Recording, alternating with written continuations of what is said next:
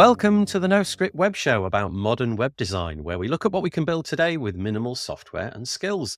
Today, we're talking about web images. We'll cover technological changes such as new optimized formats and CSS properties. And we'll talk about the challenges of creating a fast and eco-friendly experience, whilst also trying to make visually attractive designs for devices that range from wristwatches to 8K TV screens. David, you've been looking at images recently. How's it been going? Such a wonderful handover. Yeah, well, our chats before on user preferences and also before that on designing the show's website has got me into recently looking at dark and light images. And this is just like a whole new level of complexity onto what, for some time, I'll say that I feel like images have been something quite difficult to deal with. They are something not designed in the web in the first place, and they don't kind of fit in. And I've become more and more aware, but even though there's some great stuff, which we'll talk about when we bring up the show notes, that help us to make the experience of images on the web much better, I can't help but feeling all the time that we're always one behind on what the demands are, particularly with the devices, as you mentioned, being so small and so large, and now with that concentration on speed, that we're always behind on the challenge. But anyway, shall we bring up the show notes so we could just run through? Can I just say a couple of things just prior to that? But also, we're not just behind. I mean, it's an impossible task, really, if you think about it, to go from something literally the size of your wristwatch and to be optimized for that, to then something which could occupy, goodness, like a 12-foot screen and still look good. That's a real challenge. And I'm used to just putting the IMG, the image tag in, and then sourcing it and picking a JPEG or something like that. But things have moved on. And there's a whole load of things coming up, which will make all of this a little bit more likely. So I'm going to put up the screen. So if you're listening to this or you're watching it, you can find this at our URL, our website, and it's noscript.show/11 because it's episode 11. So noscript.show/11 if you want to follow on. Right, over to you, David. Well, we've broken it up into little sections, so we can just talk about some of the new CSS that come in that helps us with stuff. So I think probably I'm stretching it out on the things that we've got on our show notes here, but we've got object fit, which is, I think, wonderful because it's something that will allow an image to resize to its container. And one of the coolest things I think about that is with the object fit cover, because what that does is it keeps the dimensions of your image the same. So, for example, if you've got it in a container and it's kind of wide on the desktop, and say it's a picture of you in the middle of a field or something, surrounded both sides, so you're in the center of it. As you squeeze in, you can have the photo kind of crop itself.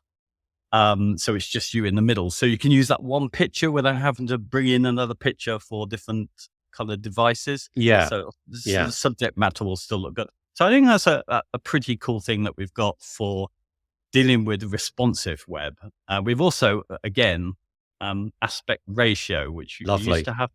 Yeah, exactly. And we've needed it on the site because we've got those YouTube thumbnails for the videos. And in fact, the thing that we're serving them up through has the old hack on it. I've changed it to this new CSS where you needed to use calc or something on a border or margin bottom or something to make it keep its dimensions, which is 16 over 9, I think, on YouTube. So that's great. So we can keep our aspect ratio as things slim down responsively. And I think that's good. But there are a few other things that have come in which are quite new, which I don't think gets talked about much.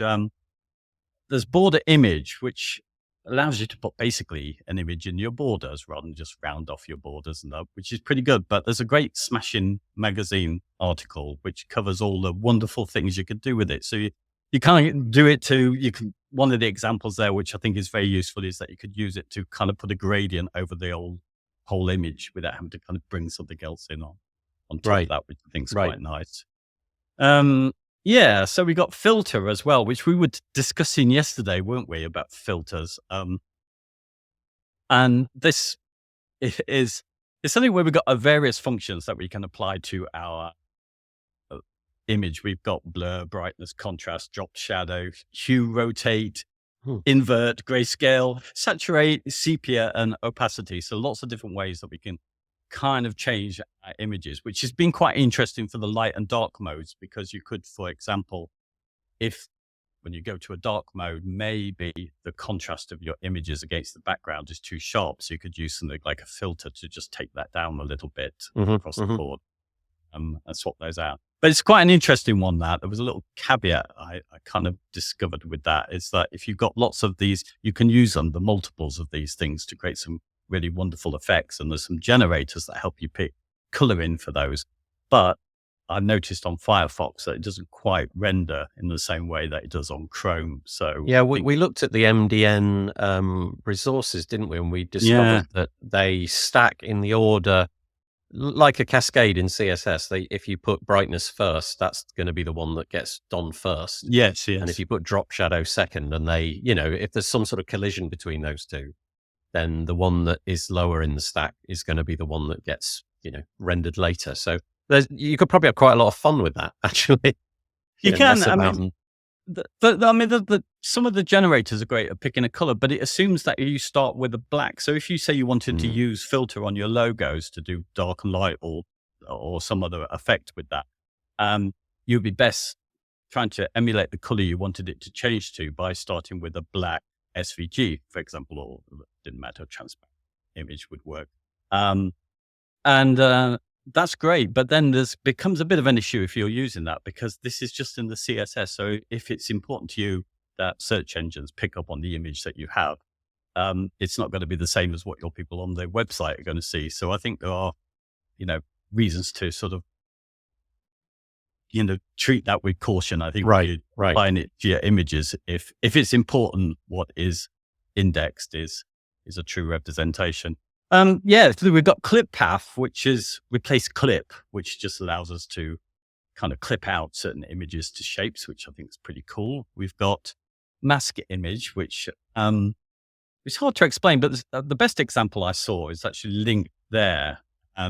It's on WP Schools, where it's got a wonderful where you're putting an image over the top of another image, so it's transparent. So in this case, it's putting text which are cut through, and then you've got the image underneath that text. So lots of great effects you can do with that. And then we've got backdrop filter, which has got limited support at the moment, but I think it's just mostly useful as you can kind of put a backdrop to text that might be over an image. So often we want to maybe put something which is with a bit of opacity or something, so you can read the text over the image. So you can do that in a kind of much easier way with this when it's fully supported. There's a lot in there. Yeah. If you actually think about it, and in our discussions yesterday, I think the two most intriguing ones, or the most utilitarian, just for everyday use, are the first two, object fit and aspect ratio, because with those two, you can kind of put whatever you want, wherever you want, and be satisfied that it'll look just how you want it in whatever screen size is being used. So they're the most useful. But it struck me how much of that work used to be done by, a graphic designer, let's say, that, you'd go back to them and say, okay, I need an image, but it's got to have this text on it, and it needs to have, a mask on it, and whatever it might be. Now, a lot of that can be handled by a developer with CSS. Yes. So it really does, not undermine, but it does shift the balance of what the graphic designer is going to do, as opposed to what the developer is going to do. And now the developer is armed with all these tools to go to the client and say, I can just do that in CSS. Don't worry, we'll take care of it. It'll all be in the right way, and we'll get a blur on it. That's no problem. We don't have to get another blurred version from Photoshop. Don't worry about it. And, the way to change the shapes of them all. And I imagine you can come up with some really curious little shapes and overlap them and all of that kind of stuff. So it's brilliant. There's loads in there.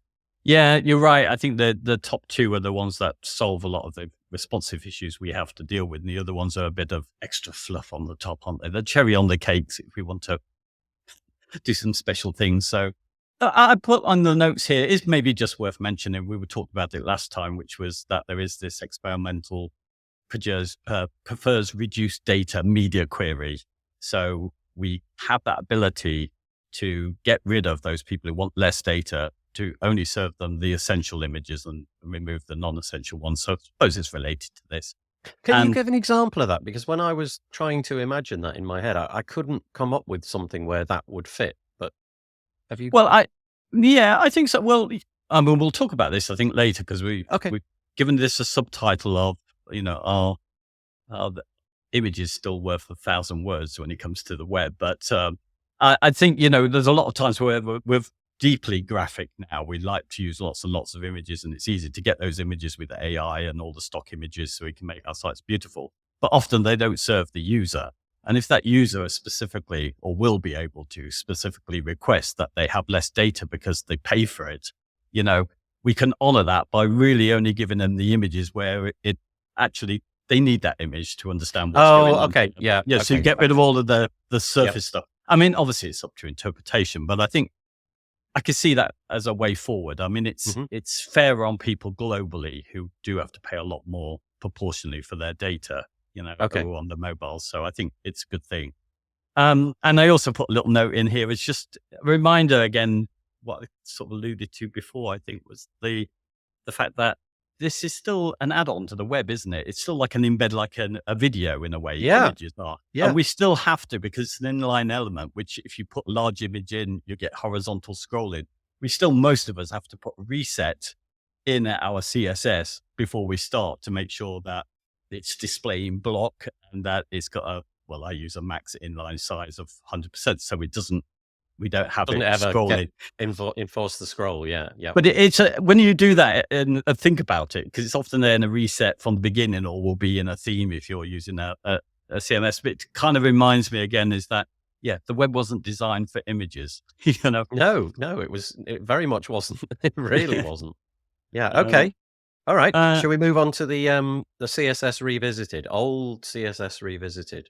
yeah, I think this is maybe a debate for another time, but I'll just mention it now. I just think I've recently having to think about images again, doing it more manually, is the fact that I get back to earlier debates where I thought I probably solved them, such as, when does the image go as an image tag in your HTML? And then when is it a CSS background image? When is it? We have this distinction generally that if it's meaningful content, it goes in your HTML. If it's just decorative, it doesn't need to be read as HTML, and it purely is for decorative. The stuff that you might lose if you were reducing data for somebody. Right. But I just think it's never quite that simple when you start to look at things, particularly like the logo. Which is that? Is it decorative? Oh. Or is it Yeah. actually a HTML? Should that logo be the image that you have in there that is indexed, or is it the type? Anyway, I think we'll leave that as a debate. We might need to dive into those appropriate uses of images another time, because we could go off on a tangent here. But yeah, there was just that. And I think also a new awareness for me revisiting CSS is alt tags. Yep. I mean, I don't know if it's the same for you, but often when I was aware that I should put alt tags in, there was a lot more influenced by people who were thinking about SEO and they're saying you need to put them in there to boost your SEO, which of course is really against what it's there for. It's but to help Well, screen readers accessibility. Yeah. exactly. And I know that's interesting because, I mean, you've talked to people a lot about this, so I think you're quite knowledgeable about this. But there's often, I mean, I had to learn that it's okay to use a blank alt tag if it doesn't help the screen reader.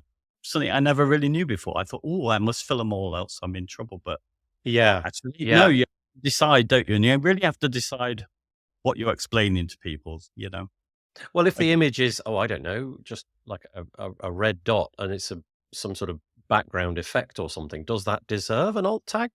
No, What? probably not. If it's that's, it's interesting. I was putting an alt tag on something which was the toggle switch for light and dark mode, and you suddenly realize I just wrote out what I thought I needed, explaining what that toggle was. It was a sun icon or something, but actually what the screen, if I stopped for a moment and thought about it, what the screen reader needed to know is that this is a representation of a sun. What it does is allows you, clearly Right. to go. I needed to tell them what the thing was and What the it did. action is, Yeah. okay, got it. And write it in proper text with a full stop at the end of it, that kind of stuff, So I think this is all, to me, it feels like this is all new stuff. We revisit a lot of the things on the images that. I guess the legacy for you and the continuing use for me of WordPress, a CMS, it made made doing alt tags trivially easy, and you would have a bunch of fields next to the image, a description, the alt tag, a caption, and various other Mm. things.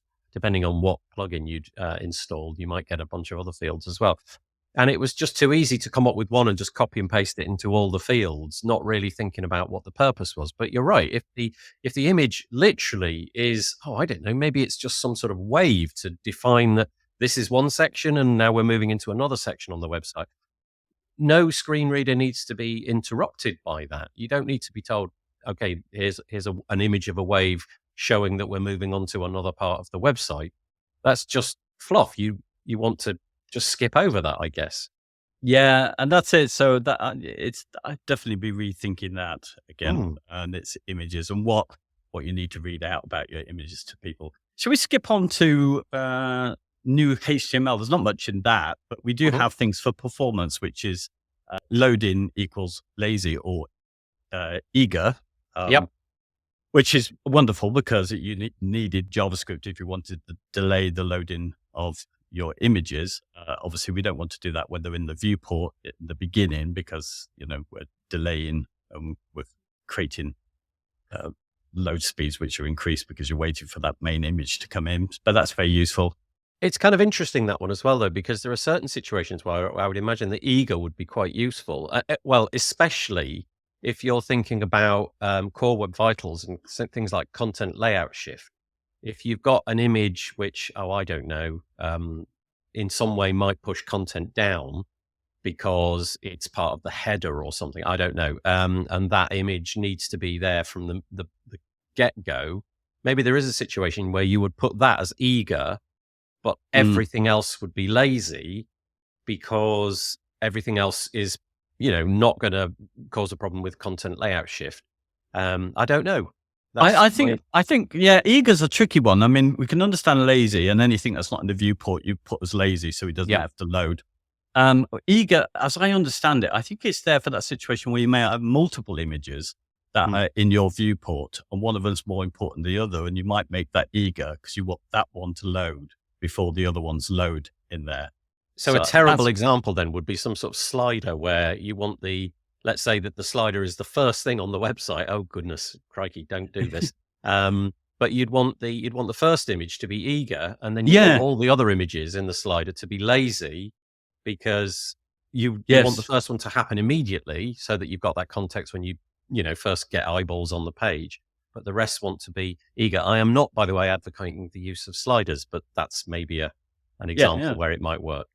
No, and I think that's it. But then we have, coming a little bit later, is priority hints, fetch priority high and low, where we can also help with that initial load by saying, I want you to load these things first. And I think, because I got a bit confused with that one, really. I was thinking, well, eager isn't that the same as, priority fetch high? But no, I think it's when you're lazy loading and eager loading is you're choosing between multiple images. And I think with the fetch priority, you're saying from the beginning in your document when they're reading it, which things do you want us to get first, But is it just a binary toggle? Is it just high or low? And if that's the case, there's your two options. Yeah, so let's say that, I don't know, you had a gallery of images. Maybe you would have them all as lazy because they're below the fold. They're not in the viewport, if you like, at the beginning. Yeah. And then you want the first row of that gallery to be fetch priority high so that happens first when that's scrolled into view. And then the other ones would be low. Yeah, I'm struggling to see a scenario where you mix and match those two together. Actually, well, partly I created the problem because fetch priority isn't something that's just related to images where the loading is. Of course. So you may want to load certain JavaScript. Right, got it. Yeah, of course. So it's included, but I mean, you can, basically fetch priority for any of your elements or files. So yeah. And just quickly, we'll just go over some of the old HTML revisited. I mean, I guess it's me talking out loud as somebody who's kind of let the CMS do it all for me and I think about it. So one of the things that I think I forgot about kind of existed, which is the picture tag. Yeah. And it's really cool because the first project I did where I wasn't relying on the CMS and did it by hand, I used the art direction that comes with that. Basically the idea that depending on the media queries you associate with the picture tag, you can alter the image. So for example, what it does, it allows you to have multiple image sources and choose, depending on maybe dark light preference or on the size of your device, which image it's going to serve. And that image can be an entirely different image. So you can have a horizontal one, and you can have a sort of vertical image if you want, for depending on your different devices. So I put that to really good use, because something that would have been a whole complex layout with lots of different images I put into one image and just showed a different version once you reached see. I see. So on let's say, for example, on a desktop, you had a Yeah. bunch of images and they made up some sort of, I don't know, masonry layout or something like that. And then you just got rid of that altogether and just put the one image, which was static and fixed. And, I know exactly where everything is. Oh, that is clever. I did. I like It was a wonderful cheat when I didn't have much time on a project that I needed to do, where suddenly at the last moment we got in was this series of rooms, and one was a big room and it had a couple of other rooms. So there was a big image on desktop to the left, and then two small images of the other rooms to the right. And then, of course, all I needed to do was create an image of it in a slightly different, the three things together, right? Yeah, down there, and just swap them over with this picture for sort of art direction. And it saved me out, because that's a big job to do with CSS. Very lazy of me, but it just allows you to do kind of those quick jobs as well. So I like that. Nice. Yeah. Yeah. So it's often forgotten that. And source set, well, of course, that's something, which in a way was a joy with CMSs, that you can get them to crop up a whole bunch of images and serve them appropriate to the viewport size. And that's sort of wonderful, until I really got into the speed stuff later and thought, well, it's always a compromise. It can't be perfect. It has to crop a certain set of numbers based on what it thinks that image is going to take up in your viewport. And it has to apply that to all images. You lose the control. So when you do think, oh, well, that's great, I can control it myself, you suddenly realize that cropping all these images and coding up all these different source sets, where you end up with another dilemma over, are you just doing it on the size of the images, but also are you doing it on the density of the resolution as well? Are you doing ×2 for retina screens as well? You can really end up with a big page full of code when you start to get into this.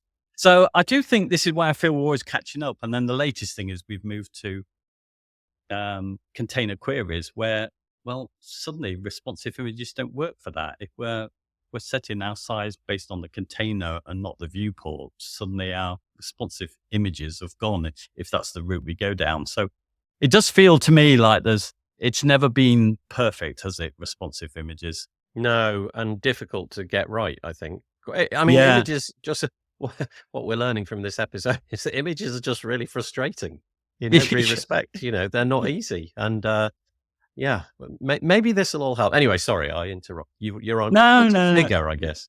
Oh, yeah. Well, I just wanted to mention figure, because this, again, is something that I've almost forgotten. It's not something that I'd generally be using, but there are some kind of older school people, and they may be right. It's the same.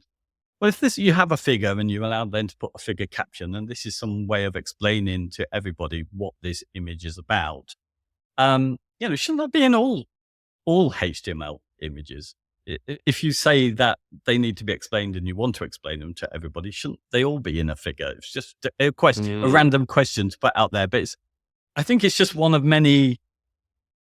There was a great article by Stephanie Eccles, who was brave enough, because she's such a good technician on kind of new stuff, to list all of the things where we've never come to an agreement on HTML about how we do it. If we read them in isolation, you should use this for that. And figure's one of those examples. But, you question it enough and you go, well, shouldn't they all be in a figure? Or they're not important and they should be a background image? Yeah, that is interesting. Okay, yeah. I confess I didn't get a chance to read Stephanie's article, so that's my that's my constant study for the weekend, David. Oh, it's just a list of all these little things. I mean, it goes against what we're trying to do on this podcast, because we're celebrating the idea that CSS made it so much easier, and we're digging into all of the gripes and the niggles that haven't been sorted. But she comes up with a whole bunch of them, and only somebody of her standing, I think, could do that, who's such a strong technical writer, just to say, yeah, we still haven't decided. We still, we're still not even sure when we should use a button and things like that, Mm-hmm. So anyway, it is quite a good read. Yeah, so that's it. Should we just quickly talk about the new formats? Because we can't mention images without talking about things like WebP and AVIF, can we? I think these are really exciting. Just from a technological point of view, it fascinates me that you can compress the same image and get more or less the same quality out, but it's with a different algorithm, for want of a better word, that's crunching that image. And WebP, AVIF are the two that seem to Yeah, be coming down the pipe. According to this, WebP is now at 98%. So no reason yeah, not to use it, except in my case, I have a reason not to use it. And that is that I use a third party yeah. service to consume my, um, my RSS feed, which is a Mm. podcast. And then it turns that into a YouTube video, and that platform won't support WebP. It'll only support PNG or JPEG. So I'm being stymied by Mm. a third party solution, which I rely on to save me hours and hours of work each week. But that's no excuse really when the formats are saving so much time and, time to load in the browser. They're better for the environment. They look exactly the same. And the support 98% for WebP, you're saying, and AVIF 93%. So I guess at the Yes. moment you're going to plump for WebP. Yeah, I am. And I mean, it was interesting because, again, when I had this choice and it started hand building the stuff, I started to do some things with the images. Again, this is where confusion. So I thought, oh, AVIF would be smaller now. So if a browser supports that, I'll use the picture tag to support AVIF for those browsers who understand it. If not, there's a fallback to a JPEG. If not, there's WebP. And I've got 3 formats in the one image. And and suddenly I think now, and this is experimental. I don't know if anybody else has got anything to say about this, because I'd love it may not work. But what I've decided now is that I think WebP is pretty much good for all the images I want. So I'll do it with those because I'm pretty happy with the support that they've got. And what then I can do is, if I want to move to AVIF because that's better and and it works out reasonably the same, I can bulk shift them, can't I, and do a find and replace, where it would have Yeah. been such a job if I'd had to try and find and replace all this combination of, AVIF, JPEG, and WebP as well. So Yeah. that's my It does feel like you're making work for yourself, aren't you, with all the fallbacks and everything? And at 98%, that 2% that's missing, that yeah, I'm guessing that's some really curious browser that almost nobody, well, 2% are actually using. I guess at some point you've got to jump ship. Maybe it'll get to 100%, or maybe those browsers are, things that are stuck in non-development mode that we can't do anything about, but the web has to move forward. And yeah, I've talked to a few people from Google mm, and various other places, and they're very bullish about this. They're absolutely certain that WebP, AVIF, whatever it may be, is the future. So I think at some point, unless you're bound to a SaaS solution like I am to yeah. consume your RSS feed, I And think it the is. time to jump was months and months ago, not in the future.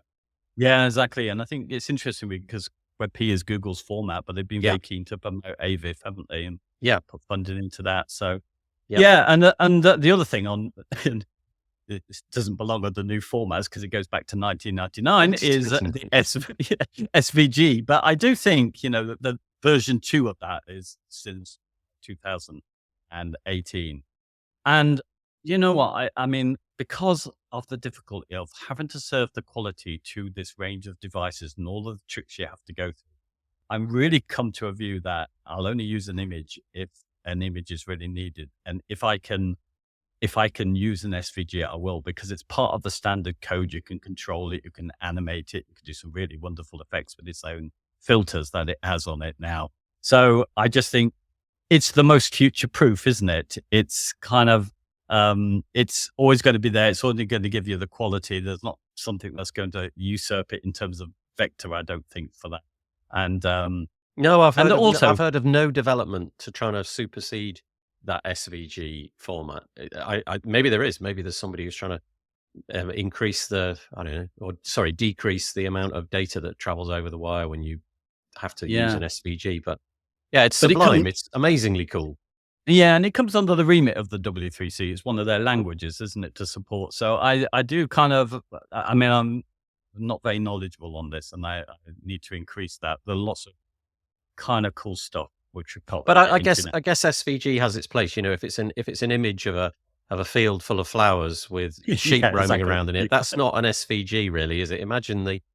Imagine what that would look like, the actual SVG file, if you were to open it up. It'd be fairly insane. Whereas a WebP is going to be much more suitable. But so it's more like logos. It's more where there's lines within the image, things that it can follow. So letters and circles and Yes, shapes and exactly. bold colors and things like that. But yeah, Yeah, so if we could do it with a vector, then I'm very keen to do that, I yep. think.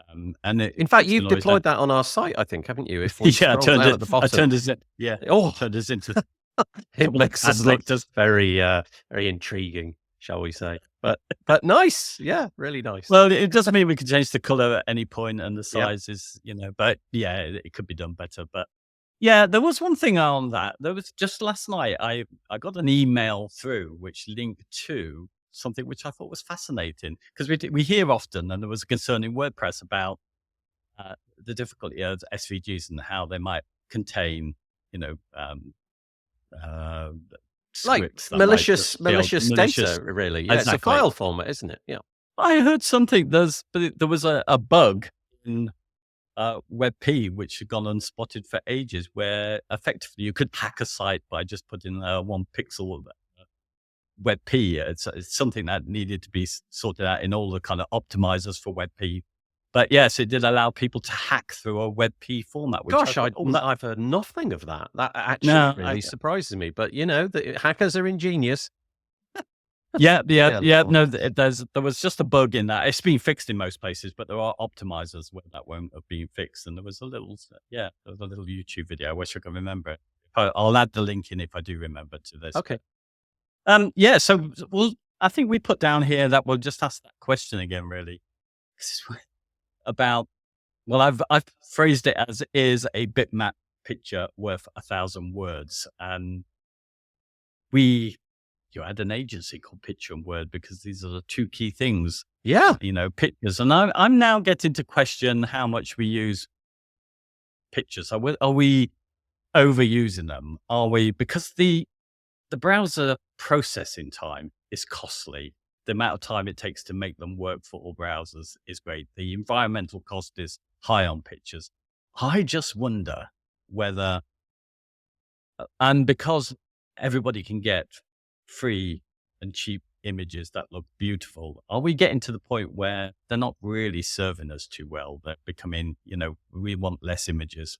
I guess it really depends on the kind of site. If it's a news-based site and you're trying to illustrate what's going on in a certain part of the world, then that image really, it drives that message home. If there's some sort of public crisis somewhere and you're trying to encapsulate it in words, then it does work. And I think if you are able to see, it's very powerful. You can draw somebody into the content. But if it's just a blog post about something that you were doing, so this, for example, this page that we're looking at now, it doesn't deserve an image. There's just no scenario in which an image is worthy there, because all that you're doing is creating an image to evoke, well, in this case, what's an image? And you'll be scrabbling around to find an image. So I think you're right. I think there's definitely a place where they don't belong. But equally, I think given human proclivities to be engaged by things that we see, I think there are scenarios where it's worth using, but you've got to choose. Funnily enough, before we hit record, we were looking at a blog. It's not really a blog. It's a news site.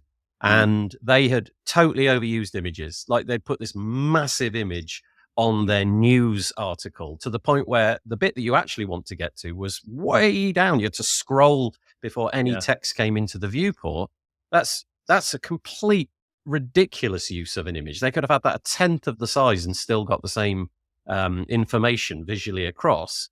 But maybe that's just poor theme development. I don't know. So I think they have a place, but certainly not everywhere.